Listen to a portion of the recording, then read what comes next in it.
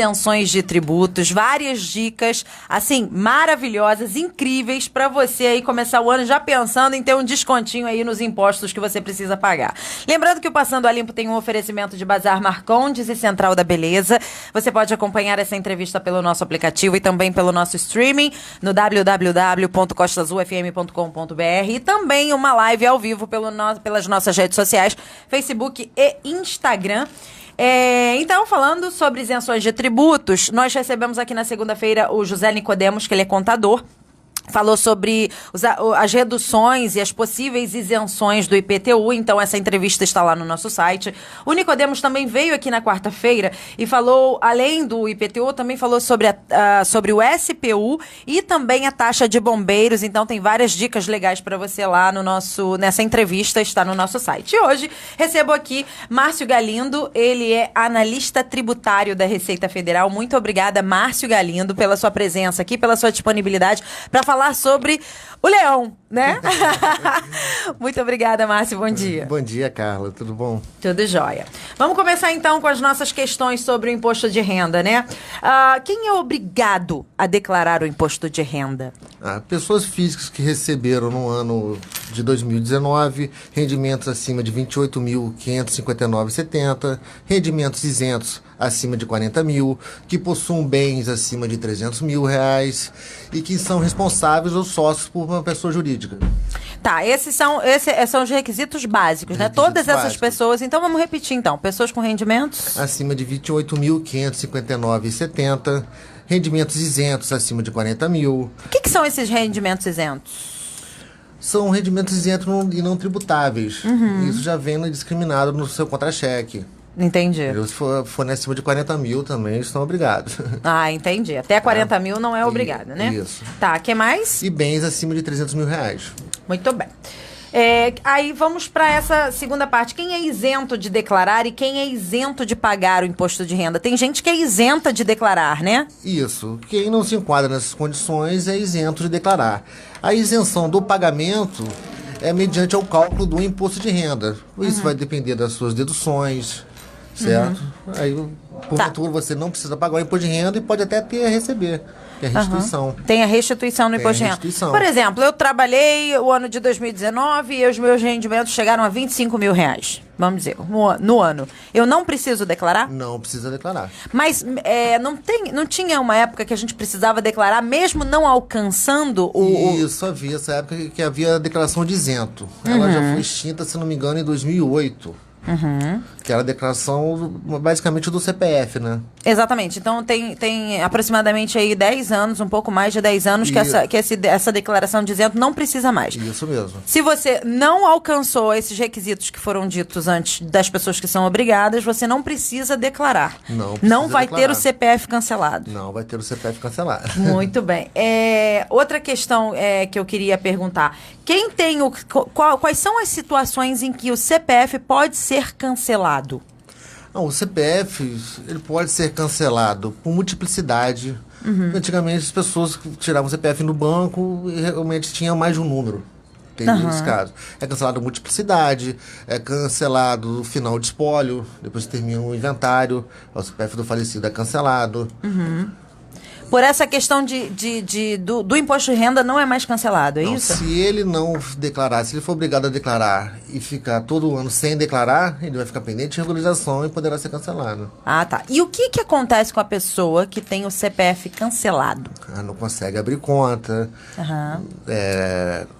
não consegue trabalho, não consegue trabalhar, receber rendimentos. E às vezes, o que acontece? Por exemplo, tenho 25 mil, tive um rendimento de 25 mil reais durante 2019. E aí eu falo assim, não, eu vou declarar mesmo assim, mesmo não sendo obrigado. Às vezes também pode ser que você tenha uma restituição, né? Pode ser, porque, por exemplo, se você receber esses 25 mil em 4 meses, você vai ter um imposto retido na fonte. Quando fizer o ajuste anual, como está abaixo dos 28, você vai ter direito à restituição desse valor que foi retido. Então, é importante me declarar, mesmo às vezes quando você não alcança esses requisitos? Se tiver o imposto retido na fonte, é interessante declarar sempre que você recebe isso corrigido. Olha que legal. E aí tem aquela tal famosa restituição que o governo vai ajuda liberando bastante, de julho em diante. Aí fica todo mundo esperando o início do mês para ver qual lote que foi liberado, né? Isso mesmo. Tá. E quem é isento a pagar? Porque tem gente que ultrapassa, né? E aí tem que pagar o imposto de renda. Não é isso? Isso. Quando você ultrapassa esse valor de rendimento, automaticamente a sua fonte pagadora já retém o imposto, chama imposto retido na fonte. No final do ano que você faz a apuração anual, mediante suas deduções, seus gastos com médico, dependente, instrução, esse imposto pode ter sido pago a maior. Ou nem devido, aí você recebe de volta. Tá, mas e quando você tem que pagar o imposto de renda, né? Quem é isento de pagar esse imposto de Isso, renda? quem é isento de pagar? Que tem rendimento de aposentadoria por moléstia grave, por exemplo, HIV, uma tuberculose, tem uma listagem toda no site de Receita. Esse rendimento é isento. Esse rendimento é isento. Independente do valor. Aí a pessoa não precisa pagar para a Receita. Não precisa pagar. Muito bem. Como utilizar o imposto de renda para contribuir com o Fundo da Criança e do Adolescente do município? Tem um Fundo da Criança e do Adolescente? Isso, você pode contribuir para esses fundos, né? O fundo vai ter que te dar um recibo. Você pode deduzir até 3% o seu imposto devido, quando fizer a base de cálculo, vai ter um imposto devido, daqueles impostos devidos você pode deduzir 3%. Ele é limitado a 6%. Por exemplo, você já teve deduções no valor de 4% do imposto devido. Aí você vai poder deduzir 2%. No máximo, o teto... limite é 3%. 3%. 3%. Muito bem. E aí você pode, por exemplo, você faz a doação em dinheiro e depois você pega o recibo, comprova que você... Declara, tem o campo específico na declaração de imposto de renda. A Receita pode te pedir a sua comprovação, por isso que você tem que ter o recibo em mãos. Sim. Para fazer a base de cálculo. Ou seja, ao invés de você dar para a União, você dá isso para o Fundo da Criança e do Adolescente. Fundo, depois você deduz o seu imposto de renda. Muito bem. Como utilizar o imposto de renda para financiar manifestações culturais? Na verdade, não é financiar, mas para contribuir, né? Incentiva a cultura. Incentiva a cultura. Funciona mais ou menos da mesma forma. Certo? Tem que ter um projeto aprovado pelo Ministério da Cultura. Você tem um recibo e é limitado a pessoa física até 6% e pessoa jurídica até 4% do imposto devido. Agora a Secretaria Especial da Cultura, né? Que agora a Regina Duarte está lá no noivado. Ela está noivando com o governo. Mas parece que agora aceitou, parece que vai casar, parece que esse casório vai sair. De qualquer forma, você precisa ter um projeto aprovado, então, por essa Secretaria Especial da Cultura. Se não tiver, por exemplo, eu, Carla, tenho um espetáculo de teatro, estou montando um espetáculo de teatro, mas não tenho nada da secretaria, não tenho nada formal. Aí, então, não adianta. Esse não vai ser abatido. Você vai poder deduzir do seu imposto de renda, mas nada te impede de contribuir. Não, mas o que eu estou querendo dizer, alguém, por exemplo, que precisa pagar o imposto de renda, quer contribuir com a minha peça de teatro e abater no imposto de renda. Não vai poder. Não vai poder. Tem que estar formalizado lá na Secretaria Especial de Cultura. E aprovado, né? Aprovado. Muito bem. Quem pode ser considerado dependente e... Quem pode ser considerado dependente? Filho até 21 anos, 24 anos se estiver cursando o ensino superior. Até 24 anos se estiver cursando ensino superior. Esposa. Você pode ter irmão, neto, desde que você tenha guarda judicial. Entendi. Então, neto pode, mas só com guarda judicial. Só com guarda judicial. Irmãos também. Irmão também. E outra coisa, muita gente se pergunta isso, por exemplo, vai para a mãe, por exemplo. A mãe pode ser considerada? Pode ser considerada. Pode ser considerada.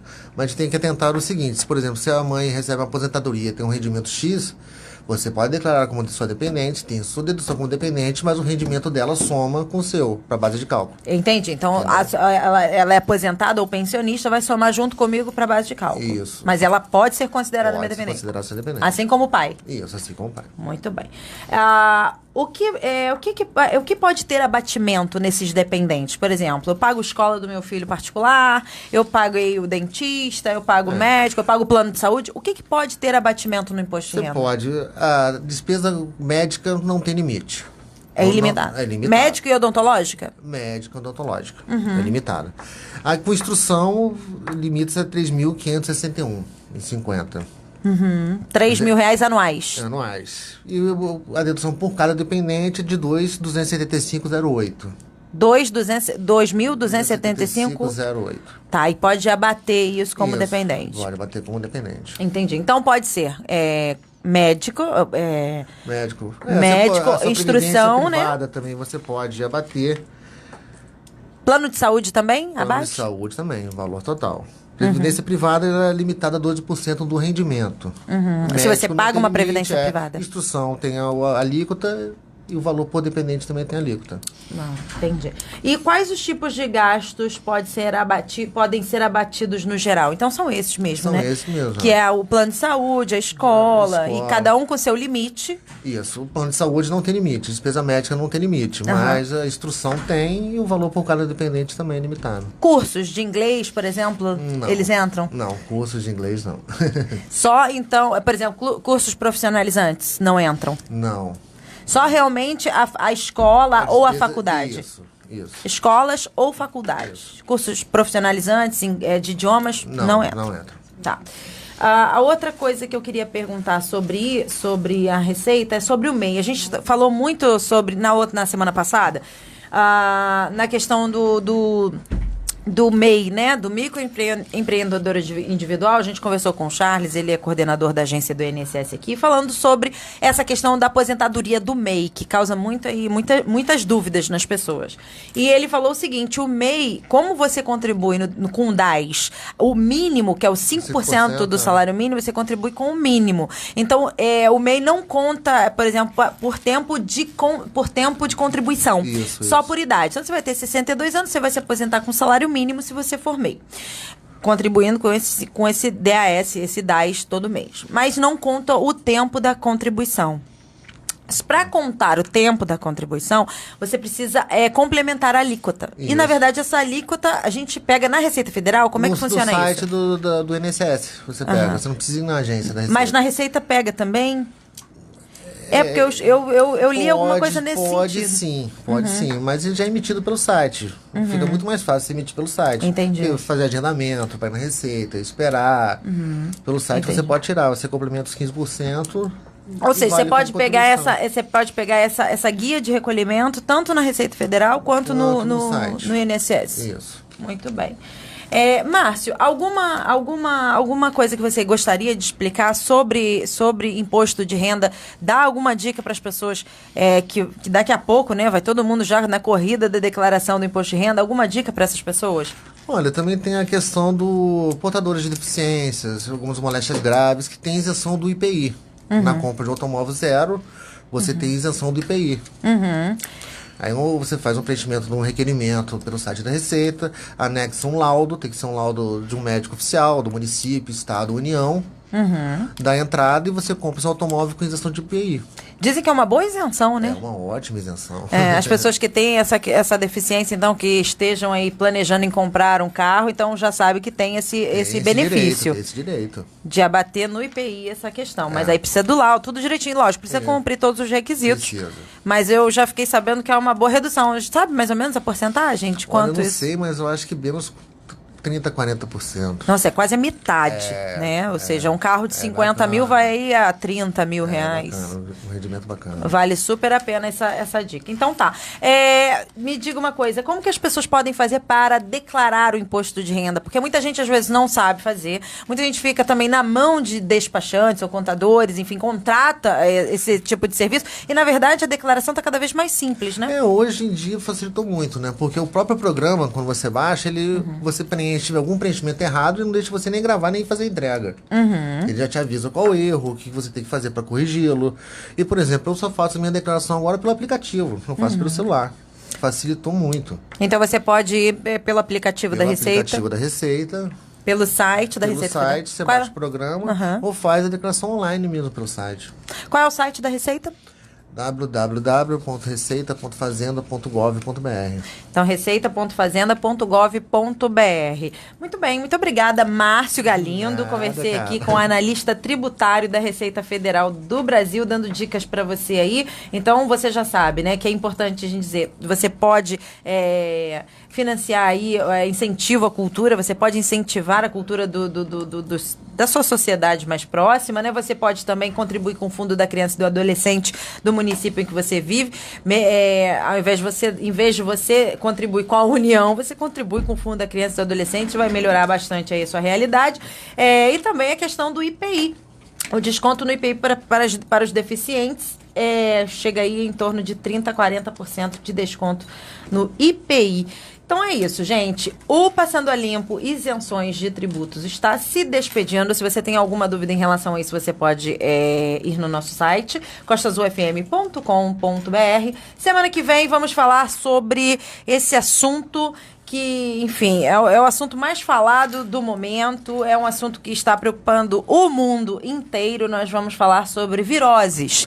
E aí, dentro desse assunto viroses, nós vamos falar sobre o tal do coronavírus, vamos falar também sobre essa febre hemorrágica que surgiu agora também no interior de São Paulo, lá em Sorocaba. Vamos falar sobre viroses infantis também, como nós devemos nos proteger, como agir em caso dessas viroses, porque a gente vai muito no médico, o médico chega lá e fala assim, o que você tem? Virose, né? Então vamos entender como é que isso funciona. E esses vírus que estão correndo pelo mundo aí, como esse coronavírus bastante agressivo e que nos preocupa muito. Eu vou receber o doutor Eduardo Estevão, infectologista, na semana que vem, e também a doutora Isabel Moté, pediatra, falando sobre essas viroses. Você não pode perder o Passando a Limpo da semana que vem.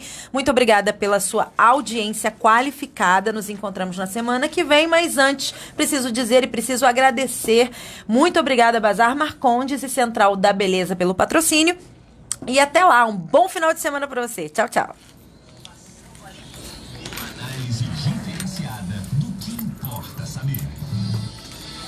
Reportagens e edição de Renata Guiar e Manolo Jordão, com apoio da Agência Brasil de Comunicação, apresentação